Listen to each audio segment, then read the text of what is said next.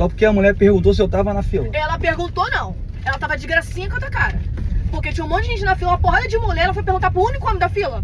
Ué, só tinha eu de homem. Não, tinha outro. Eu tava na frente dela, pô. Que isso? Eu tava na frente dela. Eu, hein? Esse povo vai fazer matrícula das crianças, Amor, fica dando em cima dos homens dos Eu outros. só tava olhando pra tua cara. Não, olhando pra minha cara cheia de gracinha, a mulher ficou como, ai, ele é romântico. Mal sabe lá como você é. Zero romantismo. A mulher pensou que eu sou romântico por isso. Pensou, porque você ficou... Para de rir! Para de rir! Você ficou cheio de nhanhanhã só porque a mulher tava olhando pra nossa cara. Eu fiquei de A nhenhé, mulher falando grudou que até na você minha era bunda. linda. Ué? Nhenhé? Ficou. Porque você é gata, que Não, eu falei. você ficou se amostrando.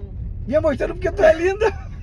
Você... Para! Eu não quero rir pra tua cara! Eu tô com raiva! Que isso? Eu tô com raiva, não me faz rir. Não Olha, me faz rir, eu tô com sinceramente. raiva. Você ficou se amostrando sim. Você não fica cheio de nhenhenhã em casa? Aí você ficou cheio de nhenhenhã na fila do negócio. Na tua casa também é assim, meu amigo? Porque... Ah, tá Leonardo, vendo, né? para de filmar!